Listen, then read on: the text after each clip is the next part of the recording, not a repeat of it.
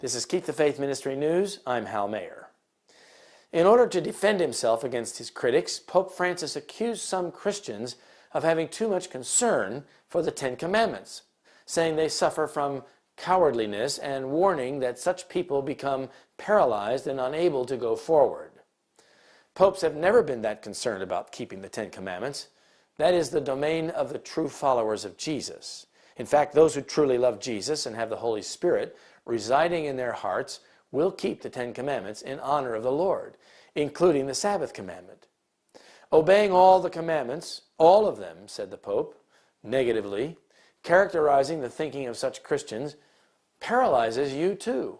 It makes you forget so many graces received. It takes away memory. It takes away hope because it doesn't allow you to go forward. Such people become confined souls who suffer from the sin of cowardice, the Pope added.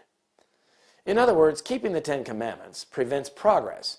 If you want to have hope, you cannot keep the Ten Commandments. This twisted logic is common in Roman Catholic teaching.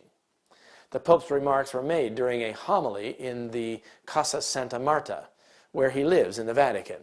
They appear to be in response to criticism for his support for giving the Eucharist to those who are living in adulterous second marriages, which contradicts canon law. Pope Francis recently suggested that people in these kinds of civil marriages should be able to receive the Eucharist. Some conservative cardinals have likened Francis' position to Aaronic priests who enable their flock to sin against the Ten Commandments, like the high priest Aaron in the book of Exodus, who built a golden calf to allow the Israelites to violate the first commandment. The papal position has traditionally prevented those who are not validly married and who are having sexual relations from receiving the Eucharist.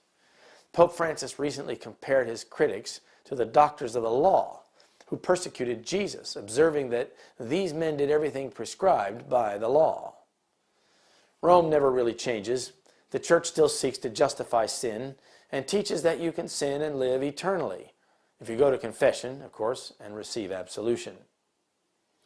The very beginning of the great apostasy was in seeking to supplement the authority of God by that of the Church.